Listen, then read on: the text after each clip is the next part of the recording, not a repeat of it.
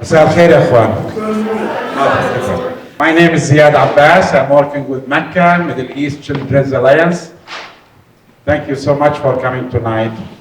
We are watching what's going on in Palestine and especially in Gaza Strip.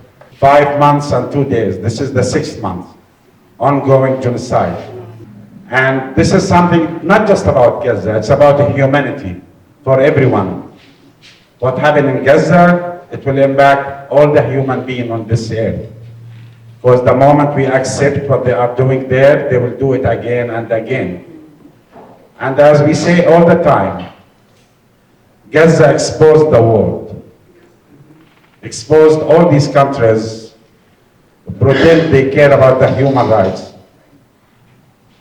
and made them clear that the value of the human being, for some it's important, for others it's not that important. And especially in the case of Palestine. At the same time, as Gaza exposed the world, Gaza wake up the world. Wake up all these people, they care about the human rights, they care about the human being. Wake up the solidarity movement. And we can see the solidarity movement is expanding day by day. And it's amazing, actually. We are not doing enough yet, but we want to continue to do what we do, organize in every level until we stop this genocide. It's simple demand. Ceasefire now. I used to say in the beginning of this genocide that death is knocking every door in Gaza Strip. But to add to that, right now, death is knocking every stomach in Gaza. Israel using the mass starvation to kill the Palestinian people. I was born in a refugee camp, and I used to hear this kind of stories from my mom and her generation, that in the Nakba 1948, many women, they were not able to produce milk, including my mom. My brother was 2 weeks old. So my mom used to take my brother to other women to have breastfeeding. And this is what we do right now. This is ongoing Nakba. No food, nothing, no clean water. And the tragedy, the water and the food and the milk, it's only 10 miles far.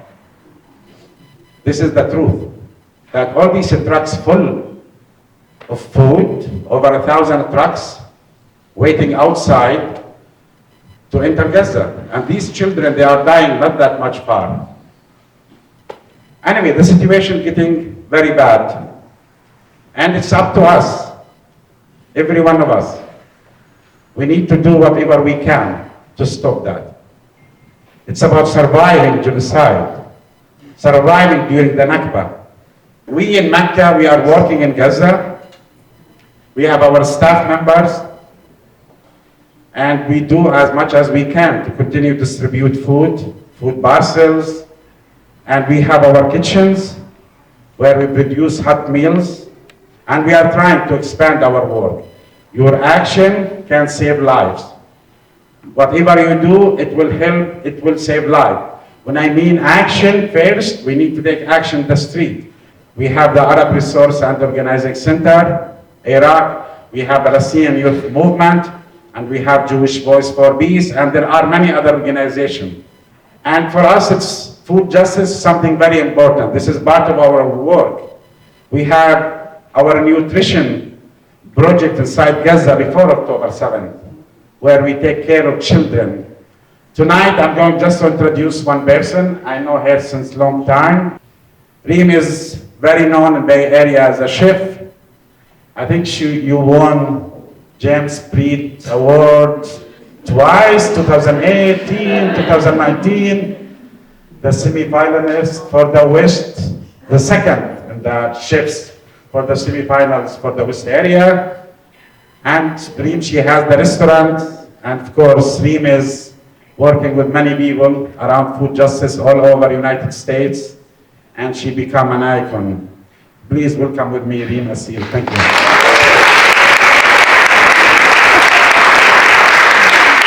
I had learned some time over the weekend that the word genocide is actually a new word. It was created around the time of the Holocaust, but our ancestors know that genocide happened way before that, you know? And so it is a privilege and a responsibility now that we actually have the words to describe these things, that we have supposed laws to prevent these things. But we know from our ancestors that we've always resisted, that these things have always happened to our communities, and we've always found a way to overcome them. And one of the central ways we know that is through our food. We know that food is more than what you just put on a plate, right? It tells a story, and so hopefully you engaged with some of the descriptions, because at a time that feels really hard, it may seem trivial to eat these foods and feel like you're in solidarity, but actually simply cooking these, engaging with them, enjoying them, learning about them is in fact an act of resistance. So that is what we're doing tonight, and hopefully we'll learn about some of our shared histories of resistance. Reem's is an Arab street corner bakery, and our mission is to really connect people across cultures and experiences through the warmth of Arab bread and hospitality. And our vision always was, and still has been more now so than ever, to use this gift that we have, that my ancestors taught me, to build strong, resilient community. We believe in the power of food to do that, and we remain steadfast and committed to that now more than ever. And we do that by providing sanctuary space for people at a time when sanctuary feels like an elusive thing. We do that through good, well-paying jobs, and we do that through nourishing food, the way that our ancestors showed us. So when October 7th happened, one of the hardest things for me as somebody in the food and hospitality sector was to see so much silence in the food community. And so one of the things that we did was we formed a coalition, a Palestinian-led coalition called Hospitality for Humanity, in which we have now, I think the last I checked, over 1,200 signatures of people in food and hospitality who say no to genocide. And we're talking big names in food and hospitality who all took a pledge to say, not in my name, and that as food sector workers, we have a responsibility as cultural stewards in this country to affect how people think and how they feel in their hearts and compelled to act, and that we have a responsibility, particularly those in the food industry that have that can impact the way Arabs are humanized or dehumanized, right? So that people can't turn a blind eye to what's happening.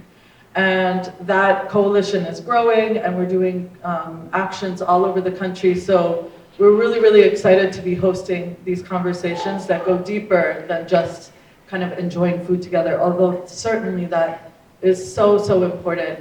That community building, that staying connected, even when we're being isolated right now, is a super important part of the work. So I hope that when you walk out tonight, that you feel compelled enough to take action, to understand that food justice and food sovereignty affects each and every one of you, to think differently about how you consume food and how you engage with it, walking in communities of color right here in Oakland, who also have experienced a genocide. First up, I'm going to introduce Laila El-Haddad. Laila is, Laila, there's so many things I could, so many descriptors I could use to describe Laila.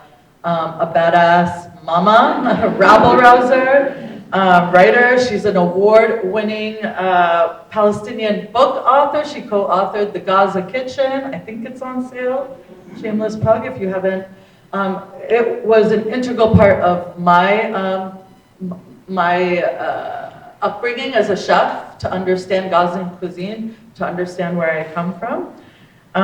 She has written several publications for different newspapers all over the country, and now she spreads the gospel of food sovereignty in Palestine all over the US. And so please help me welcome Laila to the stage.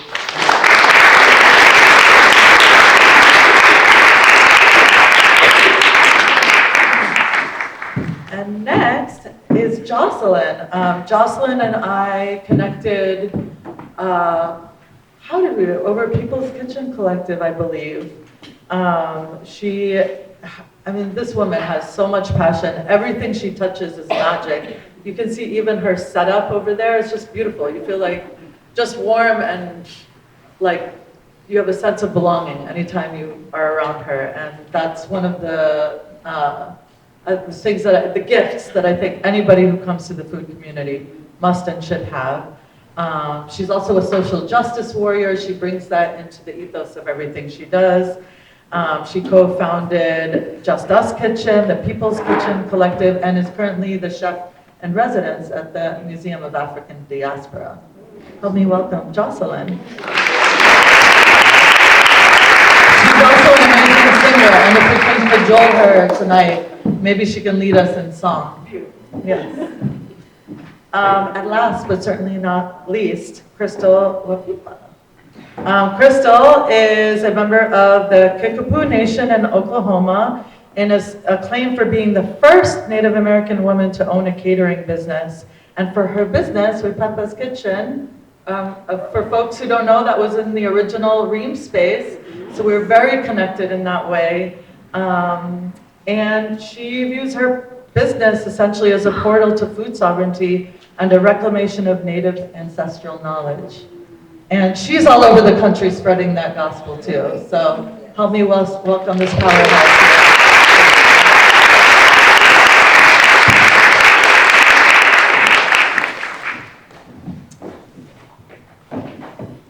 All right. So thanks for joining us. I feel like I have so little seen spaces like this that are so needed. One of the things that I've heard from a lot of my comrades in Black and Indigenous communities is what's happening in Gaza is like a re-traumatization for them, that they feel it in their bones, that it's visceral. And I don't say that trivially. I feel like that has been kind of the ongoing. And so the trauma that we collectively experience can be really hard, but it also can be a really powerful thing. And so just as kind of a first warm-up question, wanted to kick it off to you all to talk a little bit about yourself, your work in food as it relates to really social justice and the struggle of your people, whoever they may be, right? However you define them, and how you feel personally connected. What compelled you to show up here tonight in solidarity with Palestine? I felt very compelled to come here on the stage and talk about what's going on. I'm from the Kickapoo tribe. I was born here on Ohlone land. I was raised in the American Indian movement here in the Bay Area. I was raised to know what is human rights. And I feel that I was very compelled and very in my heart, it is right to sit right here and talk about the struggle, especially with Native people and people that can relate with Gaza. And I feel that as how, when it comes into food, I have Wapipa's Kitchen. What Wapipa means is the one to entice the enemy in the Kickapoo language. And that means when we talk about food sovereignty, what has been taken and what we're taking back. We do native foodways in the restaurant. We represent 16 different tribes. And so food is powerful. I've been seeing since I moved into Ring Space. Catering, having a restaurant where you can actually interact with people that come into the restaurant with stage 4, stage 3 cancer. When you have those people coming into your restaurant and wanting to eat healthy, wanting to know where the foods come, it's more powerful. You have a huge responsibility, however how you look at it, but I feel honored in a way where I get to actually work with native farmers and gardeners. But at the same time, these foods don't come easy just because of genocide, just because of a lot of historical trauma taking place. I once was told historical trauma is in our DNA. And that comes from genocide. That comes deeper than that. How can we connect? And so I found an outlet as I was a child to connect with these foods. And I'm giving the opportunity to serve these foods on the plate. Where we source them from, where we have them from, just because of our foods has been taken from us. And this is why, if you've ever been to Gaza Kitchen, you only see game meats on the menu, because those are the foods from this land. That's why I'm here to talk about the foodways and sovereignty and what is going on today. When I see the children, that's what I have children myself, and I think about our ancestors, what they've gone through, and what we're doing as Native people of breeding our foods, and we're not even close of breeding our foods. But when we given that opportunity to have these foods from this land that's been wiped out, I'm gonna honor it, and I'm gonna honor it in that space, and I'm gonna serve it on the plate and see that connection. And the food is so much alive when we have people come from all over the world to have that connection with the food. You can just see it in their eyes and you can feel it. So our food is very powerful. Food is medicine, and how, for instance, I do a dried corn that is corn that has been away from my tribe for thousands of years, and it made its way. I don't know how, but it made its way back to our tribe, and now it's given to me. And when we get to make these old dried corns, and you see different people come in and eating these corn soup, I believe it's powerful and it's medicine, because it triggers these endorphins that we have on our palate, in our brain, in our heart. And so it's more deeper than that. So that's why I'm here, to talk about how powerful our food is and what we gotta do to protect it.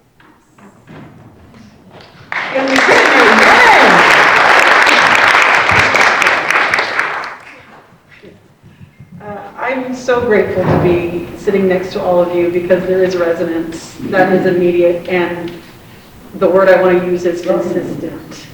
Across generations, we don't need to know each other's names. We know the truth of our lived experience. And so much of that gift that we give each other is through foodways, is through this experience of common ingredients, common spices.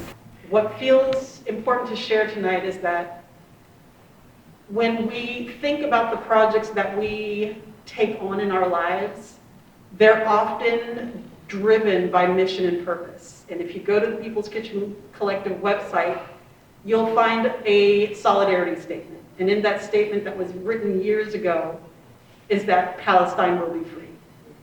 I point that out because in this moment, we know that there are hundreds of years of proof that we have been living in the imagination of people that want us not to be on this planet. I do not mince words when it comes to that. There has been a concerted and consistent effort to unalive Black and brown folks across the globe.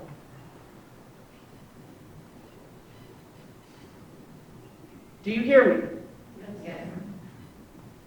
I love that my mission in life is to keep us alive. I love that my mission in life is to know that my DNA is filled with generational trauma. It is also filled with generational survival.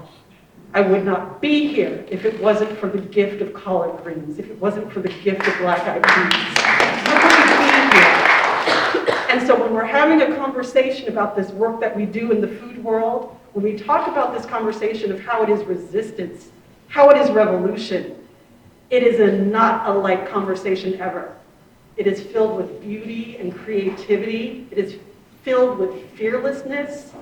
It's also filled with fear, but it does not keep us from speaking the truth of our survival.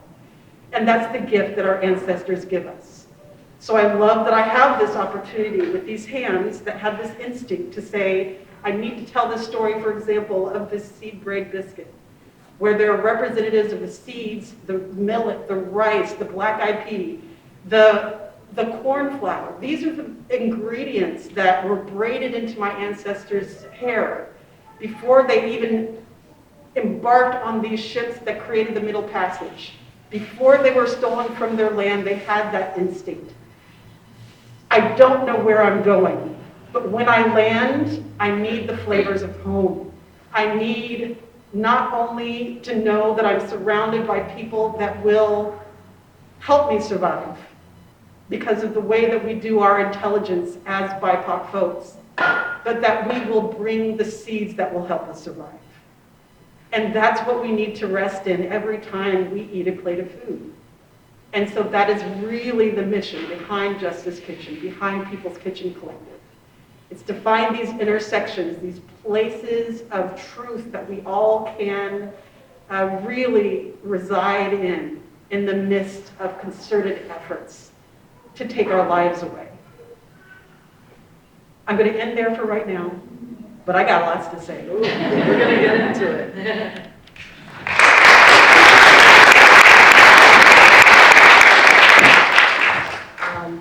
It's just so amazing, I think, to be in this space. I'm just trying to take it all in, and it's, for me, very uplifting. And, earlier I was talking about how I think maybe I speak on behalf of all Palestinians, especially those with family in Gaza, where there's some dark days, like you go through days where you just don't want to see anyone, you want to bury your head in the sand, just hide, because it's just so much and so overwhelming to see the pace at which this is unfolding.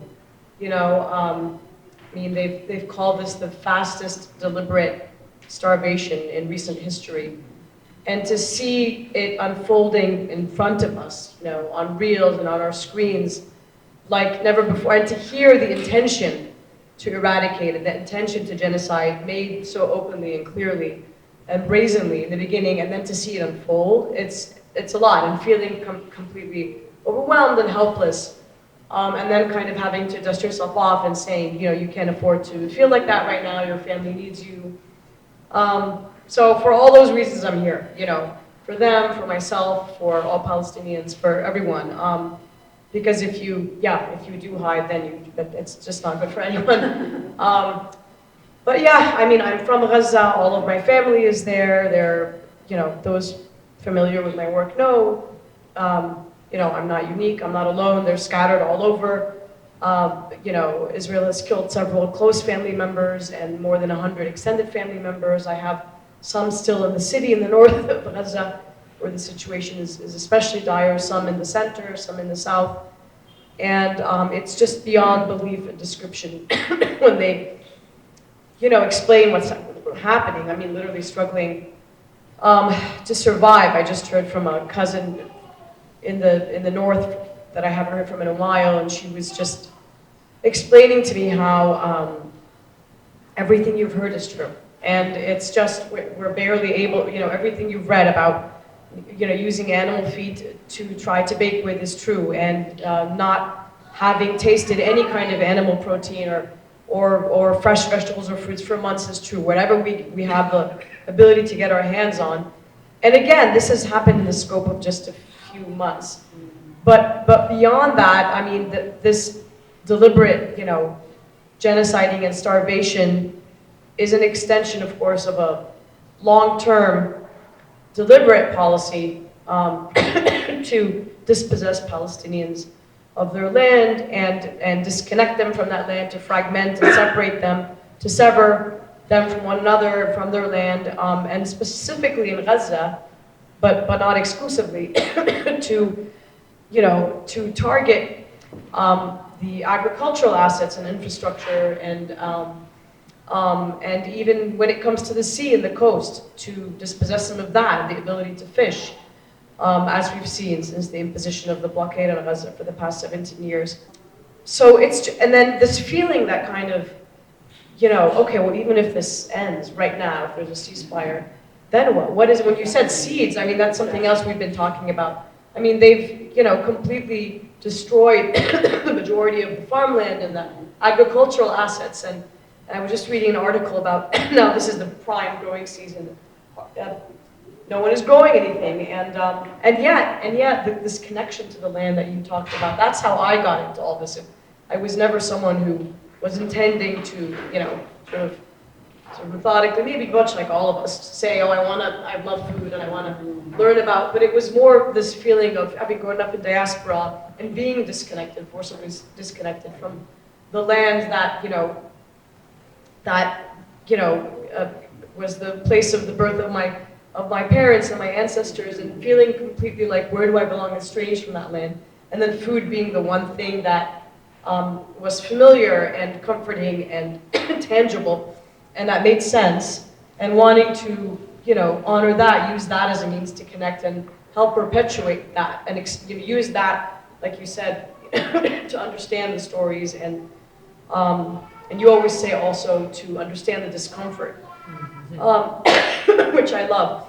So that was my entryway into food, and it didn't seem to make sense to a lot of people at the time, because I always talk about how there was an urgency just to survive at this point in the 80s and so on, and to know your history, and to, as though it was some kind of linear thing, not really to focus on the foods and the food ways, but that's such a critical component, because that's the whole point, right? Is we talk a lot now about the weaponization of the food, and that's very deliberate, it's very intentional, because, I think it was, not that I want to somehow reference Kissinger, but it was he who infamously said that if you control a food, a people's source of food, then you control the people, and that's exactly what we see happening now, and what's happening with other communities. We never think about, people think, they like to intellectualize about this, and they like to think of genocides after the fact, and talk about it, and almost nostalgically about things, but to see it unfolding now before us, and almost feeling incapable of doing anything about it. You talked about this connection to the food and the ingredients and so on. I saw a lot of what we're seeing that people are able to feed themselves with in the north of Gaza, particularly right now, as Ziad mentioned this, are just common wild edibles and greens, and what happens to be in season is khubeza now, or mallow, in addition to a wild sorrel, wood sorrel. And there's a young Palestinian that's become well known in the north of Gaza, Aboud, if you follow him. And he kind of, will talk about, somewhat humorously about his situation, and he had a video in which he said, this is what we are eating now. And something that often younger generations or the urban population wasn't as familiar with, but are having to familiarize themselves with. And they would say, I had friends who say, my grandmother used to cook this, my mother, but I never thought we would be in a situation where this is literally what we have now to survive on, had it not been for this knowledge. And so this young kid, Aboud, says, you know what? Then he picked up this mallow plant and he said, when everyone else in the region has abandoned us, khubeza has done more for us and for our survival than anyone else. And he was kind of laughing, but it's true what he said, when he picked it up and he said, thank you, khubeza, And so, anyway, sorry I'm rambling, but this is part of the reason that I'm here. I also feel a need, a necessity to be with other people, to learn from others' experiences, to stand in solidarity, because it is an incredibly difficult time. Okay, stop. We've had a rough time. Yeah.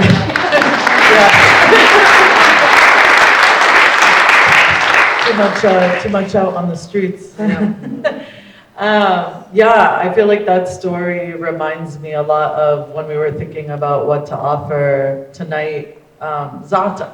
Yes. Za'atar is this amazing, resilient plant. It's drought resistant. It can grow anywhere between rocks, almost kind of symbolic for our people, right? Like you can put the most, the toughest conditions and will still grow. Under the pretense of preservation, the Israelis prevent us, make it illegal for us to forage it, right? And yet we still do. And we still smuggle our seeds across the ocean to create home in our diasporic countries. So you can't really, as much as you try to sever us from our foodways and our lands, we always find a way. And so this kind of brings me to my next question. Crystal, you evoked it, the issue of food sovereignty and how it's connected to greater liberation struggle, right? That in history, we see parallels, right? of colonial systems severing people, severing the original people, right? By either destroying or controlling their foodways, displacing them. But we also see legacies of struggle, right? And resistance, of community care, of preservation, all of these things. And so I wanna evoke those things. I wanna bring those to the table of, you know, in your respective communities, what are examples of how food has been weaponized against a people and how they've resisted? So I'll start with Jocelyn.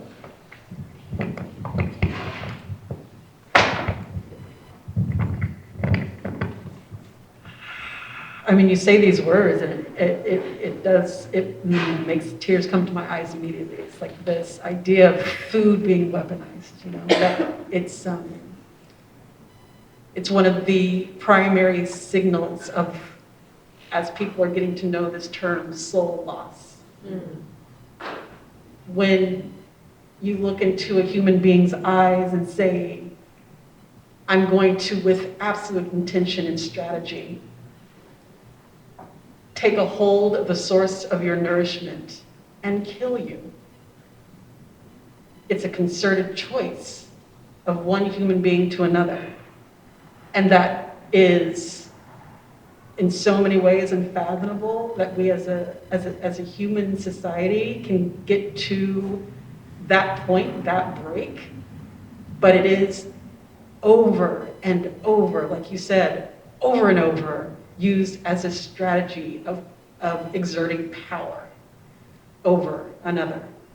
And I think that instinct in and of itself is instructive to the ways that it's been enacted in so many different communities. One of the biggest ways has been simple separation from the land, like you said. This simple thing of separating people from the land can betray the connection to one's source of food for hundreds of years. That point of access, that point of familiarity, that point of deep and loving relationship with the land, when it's severed, is, as you can see playing out in so many different communities, causing reverberations that attack our souls, that attack our connections to one another. The betrayal is so deep and wide when that is severed. And so when I think about the ways that we can reclaim and resist, it's very much in that world of, there's such a instinct to repel almost from agricultural food waste because it was connected to enslavement, for example. And that is so legitimate. But we're called upon in so many ways in this present day and for many years to reclaim the land as a way for us to stay connected over multiple generations to the things that not only keep us alive, but keep us in our humanity. And that rebellion to have land be something that we are connected to is so beautiful to see, because for me, it is one of the most ultimate representations of healing. It is a deep well from which we can resource ourselves and resource the future. And for me, it's an indication of how we want to build the world we want to actually live in. I think it's really instructive, and to answer this question with just another example, one of the legacies that we are absolutely drawn to is the Black Panther Party survival programs. Over 60 programs that were meant for the people, to support the people, body and soul. And the specific one that many of you know about and that we embrace at the Life is Living Festival each year is the free breakfast program. I love that the FBI was scared of it. It's one of my favorite things that made them so upset. And that made them so upset because, can you imagine a child being ready for school each morning with a brain bright with delicious food? The horror of that to the FBI, right? when the intention is starvation, malnourishment, not being able to access education, falling behind, what a subtle and gross intention to have. But that happened within our community of people that, we have agreements among ourselves to take care of one another. And that betrayal of care is something that has shown up over and over and over again. And every time it's shown up across many countries, and specifically across the global south, we've responded by saying, if we aren't going to receive help, we will help ourselves. We will make ourselves sovereign in this moment. And every organization, every movement that has made that choice ultimately has won. And I need you to hear that too. Sometimes it is fast, and gloriously so, but often it takes decades. But we always win, and that's what I know is true in this moment as well.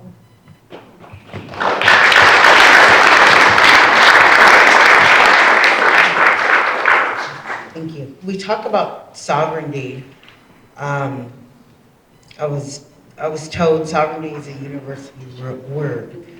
Sovereignty really means food is medicine.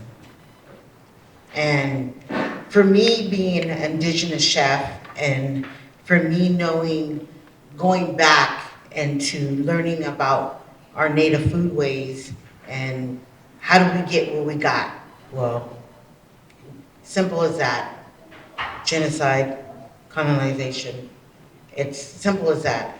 It goes that way. And to the part where how just recently, we're talking 100, 200 years ago, not even what, 300, that's not even that long ago.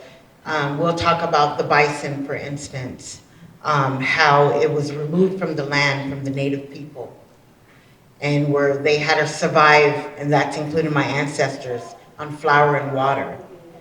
It was once said that with the flour and water, when you're so used to eating from the land, and you're so having this gluten-free, only protein and berry diet, and you're getting white flour and oil, it was said that they only lived up to 8 days because it didn't agree with them. And that's genocide right there, just within the food. And from me doing the work that I do and seeing what is taking place right now, when I think of sovereignty, it goes more deeper than that. It goes more, I think about my ancestors and the part where they're removed from their land. I'll tell you a little bit about my tribe so you understand how I got here. My mother is Kickapoo. My grandfather is Kickapoo. My grandmother's Sac and Fox. My father is African American. So, when it comes to the Kickapoo land, my grandfather always told me we originate in Chicago. And at the same time, when the war was coming, we moved along with the Ho-Chunk and the Menominee. We ended up in Kansas, Oklahoma, down to the Mexico border. Can you imagine moving and running for your life and your family and what you got to carry? And it was told that we only have the squash seed with us that was carried. And if you think about if you're moved to another land and you're holding the squash that originated in the Illinois area, can you imagine trying to grow in Oklahoma? So you think about those kind of things, how did it grow? So that's why when we talk about food justice, we talk about native foodways a lot when I'm a part of the food sovereignty. When it comes to those things, these seeds, everything are protected so tightly because what has happened. And so they're not loosely given to us. And like for instance, we have the Buffalo Creek seed that was given to us from the Mohawk, which is an honor to all of us because how it is related to the Hubbard squash, and that's one that is our tribe squash. And how it is giving. We work with Culture Conservancy. We work with 2 other native farms, and we actually get to grow this squash. And I want to do more than that. So what I do is, since we have mostly native from different tribes, and we're talking urban native kids, native people that's never been around their foods. And this is where I feel, okay, I just don't have a restaurant, it's deeper than that. So let's take them out to the farm, let's have them plant these seeds. And you can see the difference going around. We're going on 2 years now. You see the difference in them. If you've ever been in my restaurant, talk to my staff. My daughters are Pomo from the Big Valley tribe. They're California native.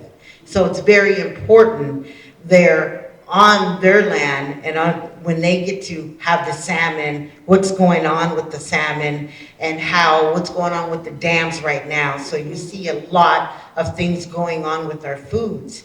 But when it comes into that, it's about the main important thing is having that connection. And you talked about how he brought up the sorrel, right?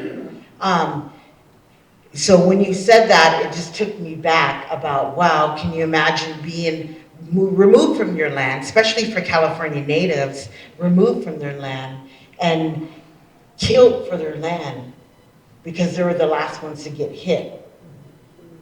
And so when it comes into that, how they're finding their foods, it's very important that these foods are protected. Just because, when they find their way, we believe that Creator is bringing that back. And so we talk about more of the sovereignty onto that part. So sometimes when people talk about this food and that food, we're not really giving the food of the diet, I guess you can say, especially when it comes into fine bread. We'll use that as an example. Now, a lot of people think Native American foods is fry bread. It's not fry bread. That's something that was given to them when they were forced off their original land. But now we kind of go through the fry bread where it's kind of, celebrated into the part where if you kind of look back at what happened in the past and where it's brought right now. And so I just like for everyone just to kind of think of that and think about what she had said about how he's hanging on to that and about what it's being used for, but then also about what the people are going through as in their diet. And so that's something that, especially we're in 2024, and just like you said, it is happening in our face. That's the part where, And it's like no longer considered horrifying, right? yeah, it's not, this is not normal. Just like, we have the internet, that's not normal. I tell my kids, it's not normal, We can't just go day-to-day life and showing a blind eye, because where would we be as a human nation, And I just want to leave everybody that, onto that part. But I got one more thing to say. I did the Three Sisters, the bean, corn, and squash. It's really known with the indigenous people, but in my tribe, the Three Sisters, there was the bean, and then there was the corn, and then our tribal food is the squash. And so at the time, our people were hungry, and someone gave up their life where they became the squash. So you have the beans, corn, and squash as the pillar and as the strength.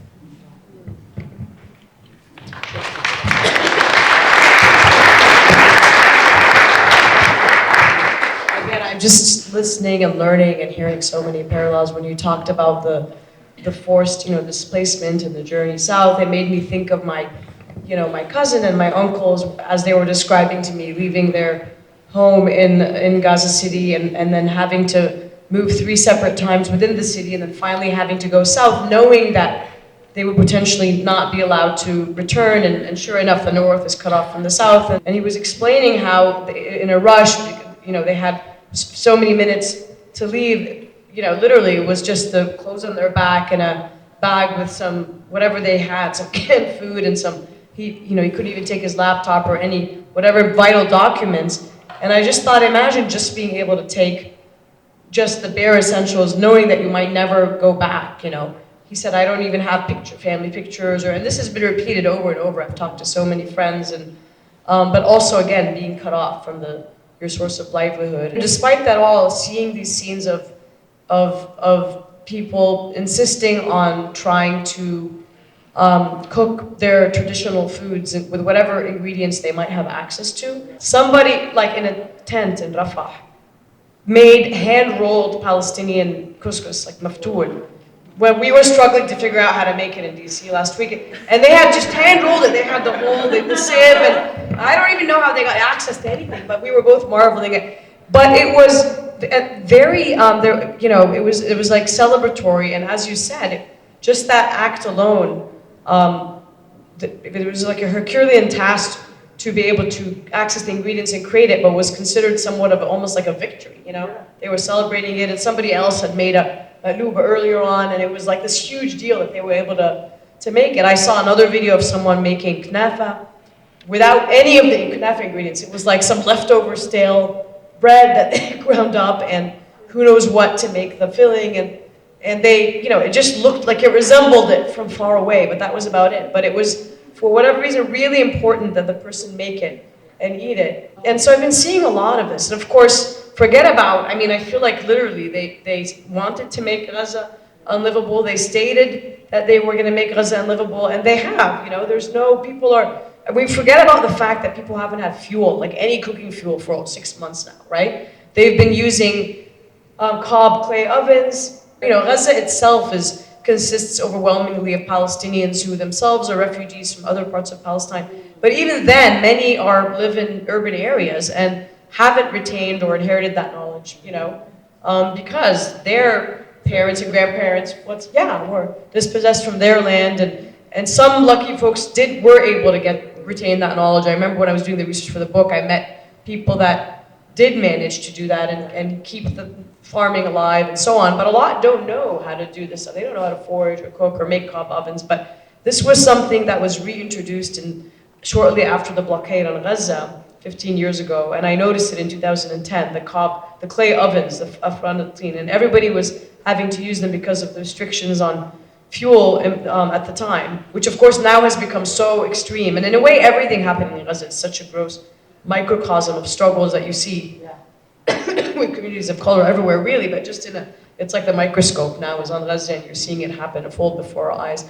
But so people are having to use the clay ovens to cook, and just whatever ingredients they can access. But way back in 2008, the Israeli politicians, the architects of the policy of the blockade on Gaza, stated openly that their intention was to put Gaza, at this time, 15 years ago, on a diet. This was a direct quote. So it was called the Gaza diet, but not make people starve to death. Of course, now they are. Now they've taken it, you know, a step further, unfortunately. But back then, the idea was to, quote, keep Gaza teetering indefinitely on the brink of collapse, and allow in only enough things to meet the caloric needs and develop the formula of the population. And to your point, what are actually the ingredients that then were being allowed, or that people had access to, because it wasn't about necessarily what was available anymore, but then it came to a point, because of long-standing the blockade was and how sort of malicious it was, that even if ingredients were available, people could no longer afford them, right? And, you know, developed long-term aid dependency on things like white flour. When you said that immediately, I was like, exactly. White flour and white sugar, and things that were not staples of the diet. It was, you know, barley, and it was frika, you know, green wheat, and it was all these other things that people rarely are able to consume now. Instead, they're substituting all these, you know, horribly unhealthy things. They're not. So that's been around for a while, and it's just, again, we're seeing it happen in a much more extreme sense for the past few months. And forget about Gaza being on the coast, where almost nobody can, you know, purchase or fishermen can't fish themselves, and then whatever fish is being caught, people can't afford to buy it. I mean, and this was predicted to happen in 2010. And then when I went back in 2019, I saw it. I saw that, I visited and saw that 80% of the families that, you know, hadn't tasted fish in 6 months. And even then it was like imported, frozen, gross. It wasn't anything cut off the coast. And let alone any kind of protein and on and on. But But again, going back to still using the whatever ingredients the earth is giving, and the knowledge they have to cook traditional dishes, as a form of resistance. And I keep going back to why is that so important? It seems like it's not when people are being starved, but it actually is, because again, that's almost like the final thread. If you sever that, then that's when, and what else do you want to add? We could keep going, but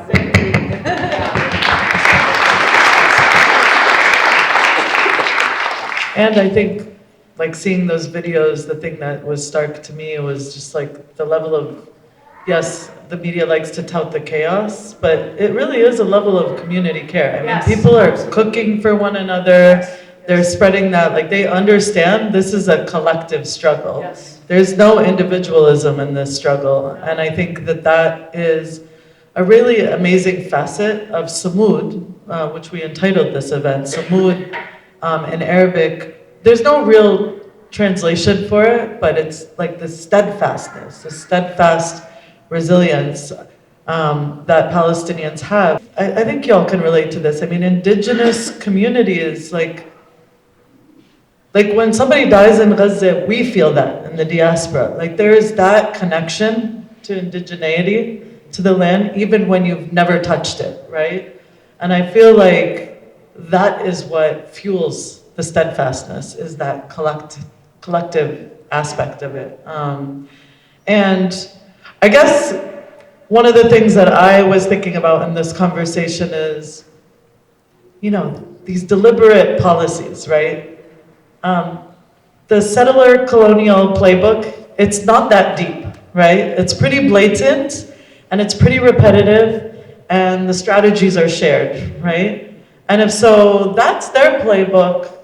We have a playbook too, and thinking about how important it is to share these stories with one another, because it's not a secret, they're not even hiding it. They are testing all of these things on Palestinians, that if they do this to Palestinians, it will come for us next. And in knowing... Able to get away with it, right? Yeah. They're able to get away with it until they aren't, right? And so, I mean, we're here for that reason, right? I want to really root us in that. We're here to show up to be in community, but also to learn so that we can resist, right? So that we can be armed with the ancestral knowledge that we can win, right? We will win. We will be free. My question to you all is, how do you see our role here in the belly of the beast as people who, for us up on the stage, who interact with food on a professional level, but as a life purpose level, but also people in this room who consume food, who engage with it? How is this all connected? How is Palestine a food justice issue, and how can we show up for Palestine in this moment? And Laila, in particular, I want to hear your take on kind of being in diaspora. So what does it mean to show up for Palestine, and particularly through a food justice perspective? It's something that our people have always done, is just show up and be there, and what do you need? When it comes, especially in the Native community, especially here in the Bay Area, it's what can we do to help? We can be there if you need help marching, or if you need help cooking, or if you, what do you need for us to do? And it's about just support, because we're related in so many ways. We are spiritual people. We believe in prayer. We believe in, just being there for one another. I've been really fortunate to have a grandfather that just showed me how to forage and how to hunt. And so I've been taking my daughters out and showing them the plants, how to eat off the land. And so that is one other way of giving back. Well, not in our homeland, our original homeland, how can we have that connection? But that's where it comes. Come on, Reem, let's go have dinner. Let's talk, let's connect. So that's what I mean.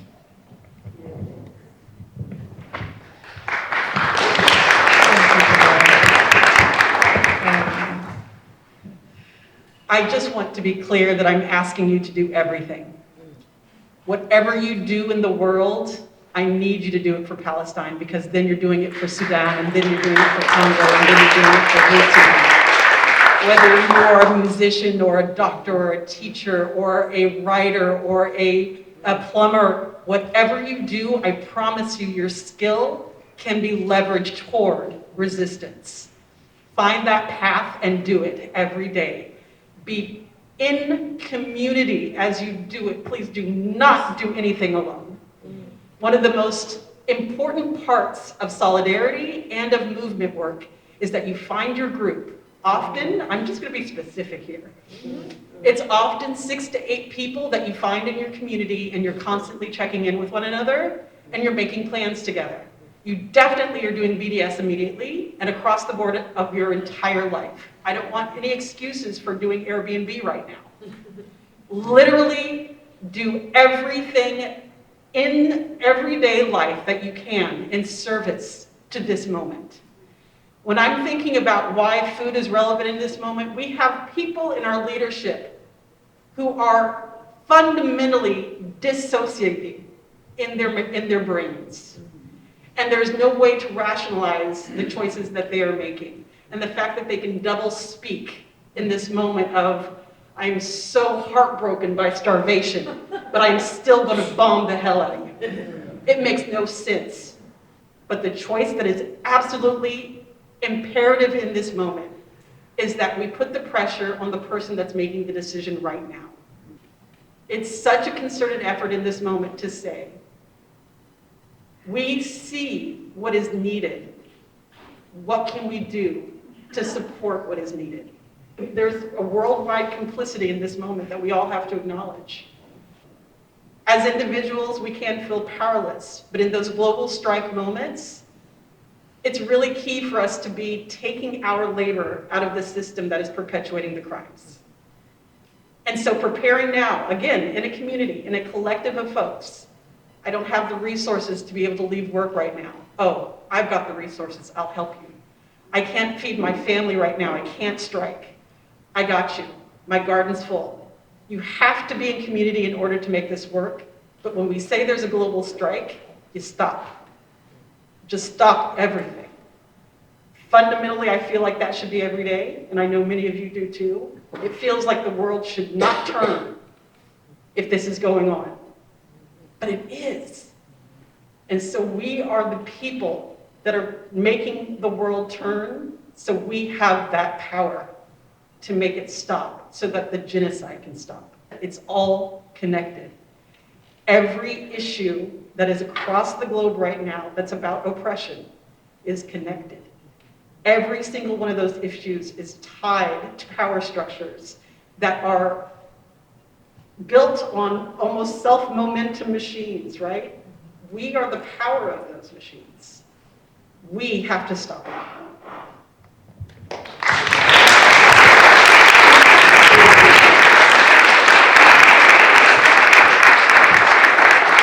I don't know what more I can add, honestly, but I mean, I echo everything you said about, doing what you can in whatever capacity, whatever bandwidth that you have, and whatever area of expertise. I think we sometimes, tend to think the conventional wisdom is that it has to be some kind of really big action, but it's actually the small, consistent, sustained actions are the ones that are most effective. Like you said, if it's just with you and 3 or 4 others, or something that you're doing on a regular and a daily basis.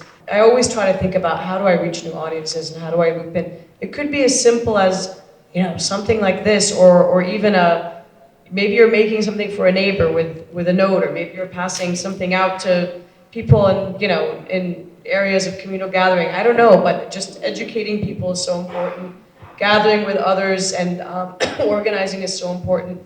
If you don't have that capacity, feeding folks is so important. A lot of people who have family, they don't even have the bandwidth sometimes to be able to organize or speak. It's overwhelming, Even just providing for people, and we're like in the belly of the beast over there in DC, where people who have set up the encampments in front of Blinken's house and in front of the, as they call it, the apartheid embassy. Some people are just providing food for them. It's amazing to see the warmth and the generosity and support from people who maybe don't have time to go there, but every day they're coming up, whether it's restaurant owners or individuals, and cooking and baking and bringing them stuff to sustain that effort. My cousin keeps reminding me, the last thing we want you to do is to be quiet and let this issue die. He goes, just tell people to keep talking and organizing and speaking and whatever you can do. He goes, tell everyone that's so important. That's exactly what we need you to do. He keeps saying, I don't want people to feel like that's not doing anything. It absolutely is. And if nothing at all, it's making us feel that people have not abandoned us or forgotten the way that I think the powers that be hoped we would, and hoped that, right, in a few months people will forget and move on with their lives. But it's done quite the opposite. It's mobilized communities. It's even where I am. It's crazy. I've met people that I didn't even know existed and are in different Maryland suburbs. Everyone's come together from across the line, organizing every day, thinking of strategizing. It's really amazing. It is very empowering and uplifting. But again, we have to sustain that without burning out. This horror is no longer, what's truly horrifying about it is that it's not considered horrifying, maybe not by us, but again, those in power. I mean, I remember from the first week when Gallant said, we're gonna prevent food and water, and I said, is he serious? Is this really, is this like an official person saying this and our government has no problem with this? And then I went and I kind of snuck into a private gathering with Senator Van Hollen, and my friend told me you should come. And he's usually, historically has had a good approach policy towards Palestine. And I said, Senator Van Hollen, how are you okay? And he was saying to me, trying to avoid saying the word ceasefire and saying, like, I'm so sorry, I have friends in Gaza. And I said, you're sorry? And then he said, I'm trying to make sure that people have more than a liter of water. And I said, are you serious? Why are you trying to ensure that they have more than a liter of water? Why are you even allowing this to happen in the first place, Why are we okay with, a so-called ally saying we will deprive people of food? Like, we're telling you right now, we're gonna prevent food from entering and water and fuel, just so you know, this is our plan. And we're all okay with this suddenly? Like, you're allowing this to happen, and then we're pretending like we're doing some great thing by airdropping food. And I mean, I don't know. So to me, that's the most dystopian and horrifying aspect of it all, and reason enough for us to, we're obligated. I just keep saying we have no choice, just by virtue of the fact that it's our taxes doing this and it's our government. We can't afford, as you said, to lay low or stay quiet or not do anything.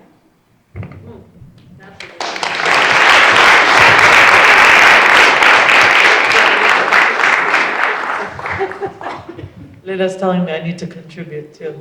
Yeah. I mean, how can I with all these powerhouses? I feel like, give it a round of applause.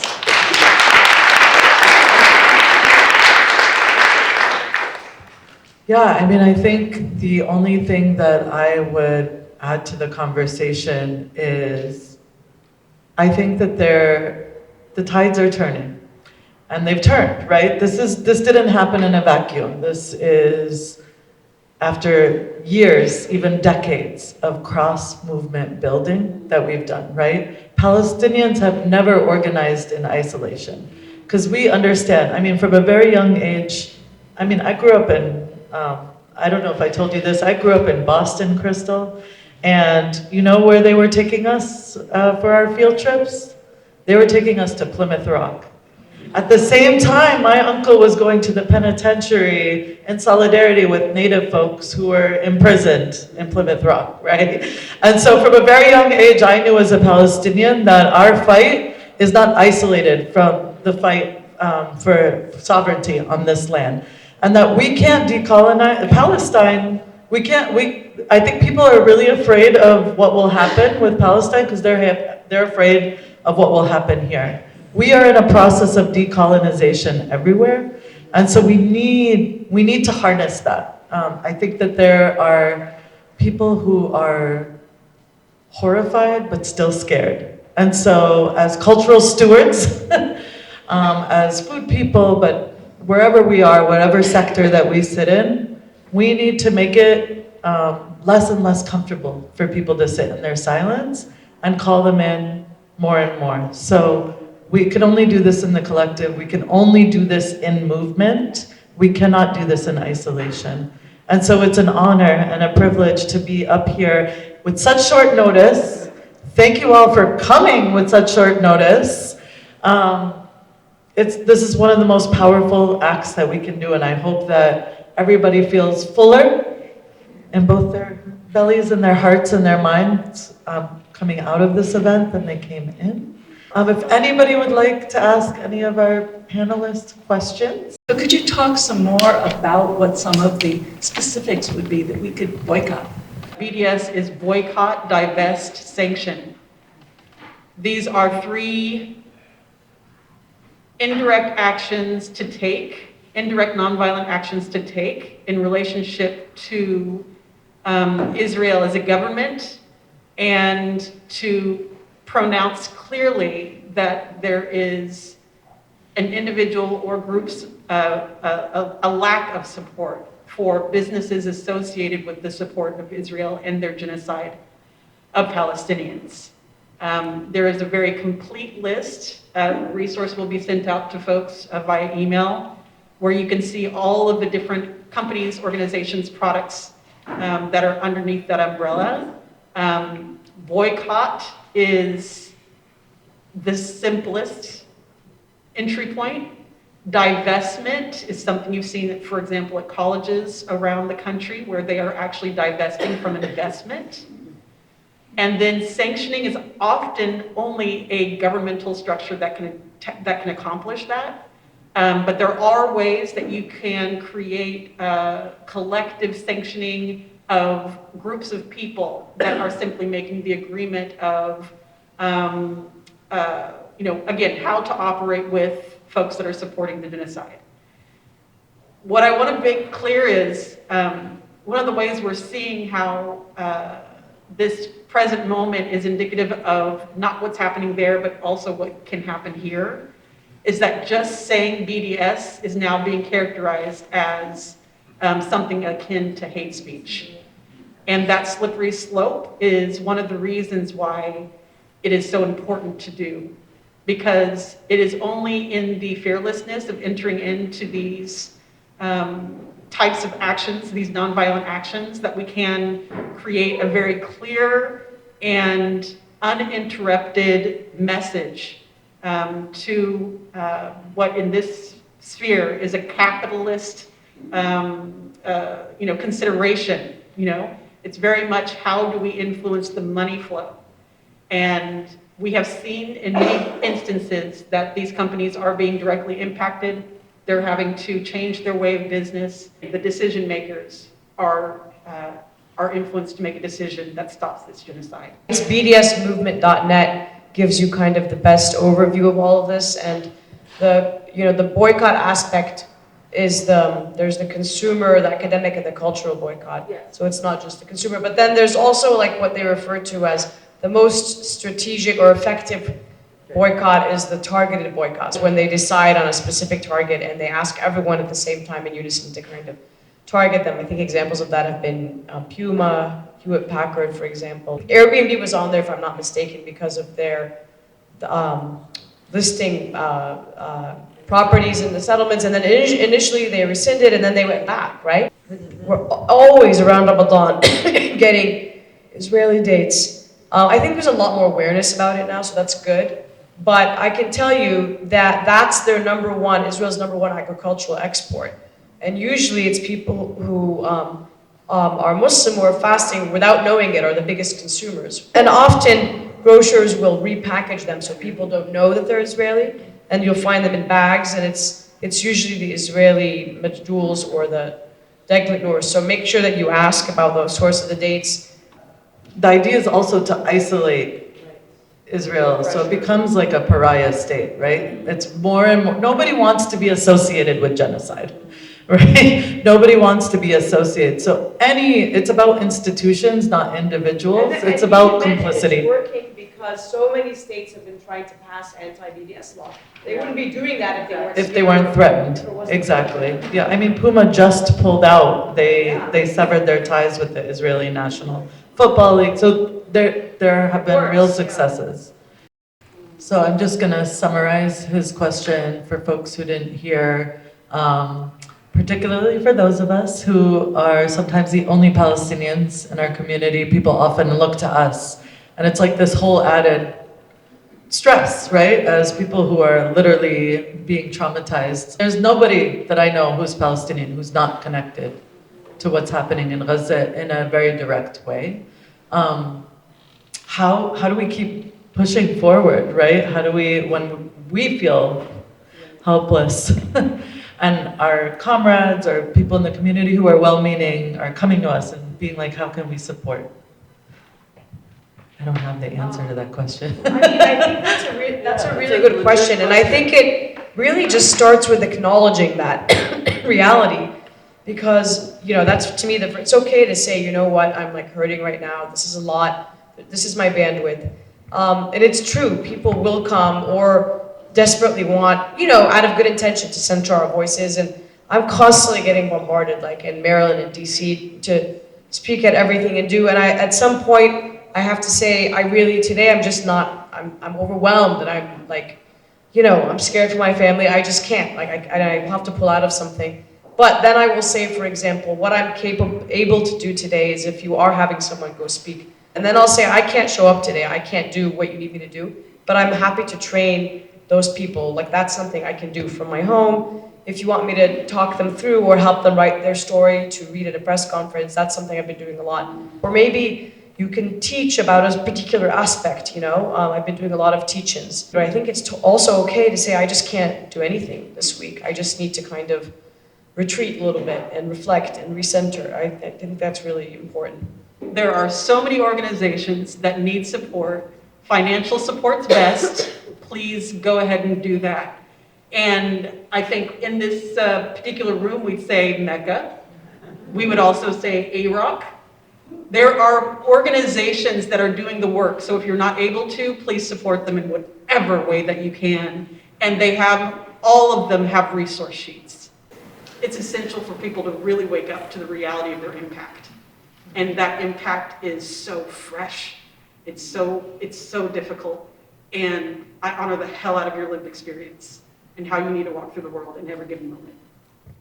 As an Arab American, about a month and a half ago, I was feeling pretty hopeless and helpless about what was going on. And along came the uncommitted movement, which I got involved with. So, I did some phone banking, first there and then in Minnesota.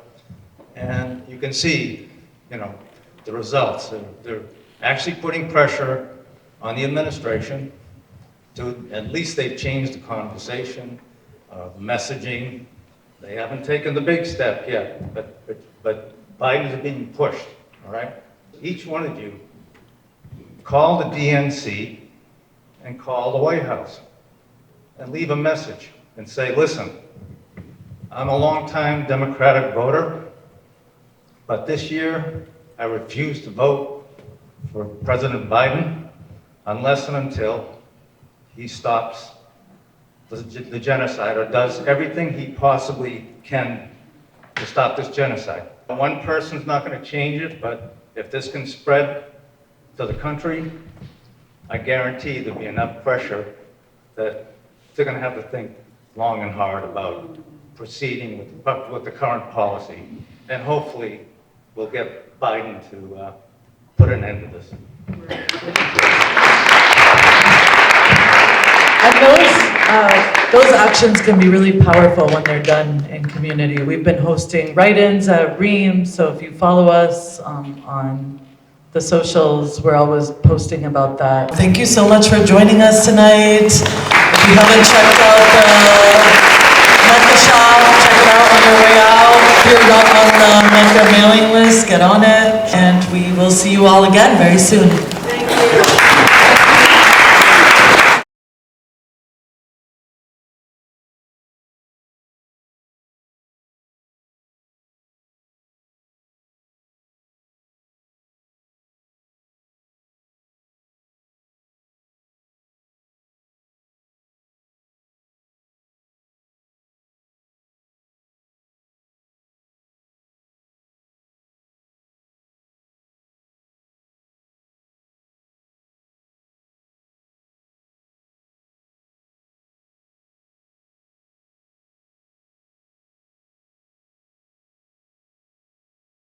And we will see you all again very soon.